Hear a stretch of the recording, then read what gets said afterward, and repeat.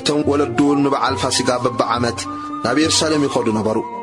ንሱ ወዲ 12 ዓመት ምስ ኮነ ከዓ ከምቲ ስርዓት በዓል ናብ ኢየሩሳሌም ደየቡ።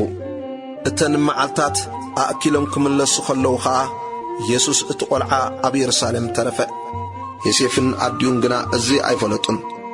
ምስ ሰብ መገዲ ዘሎ መሲልዎም መገዲ ሓንቲ መዓልቲ ከዱ ኣብ ኣዝማዶምን ኣብ ዝፈልጥዎምን ከዓ ደለይዎ። ምስ ሰኣንዎ ከዓ ክደልይዎ ናብ ኢየሩሳሌም ተመልሱ። ኮነ ድማ ድሕሪ 3 መዓልቲ ኣብ ቤተ መቕደስ ኣብ ማእከል መምሃራን ተቐሚጡ እናሰምዖምን እናሓተቶምን ረኸብዎ።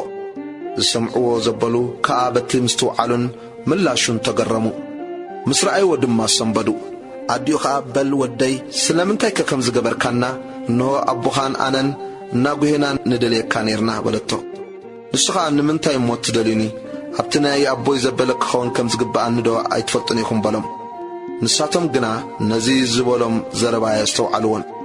ምሳታቶም ወሪዱ ናብ ናዝሬት መጸ፣ ይእዘዞም እውን ነበረ። ኣዲኡ ድማ ነዚ ኩሉ ነገር ኣብ ልባ ተዋህሉሎ ነበረት። ኢየሱስ ከዓ ኣብ ቅድሚ ኣምላኽን ሰብን ብጥበብን ብቑመትን ብጸጋን ዓበየ።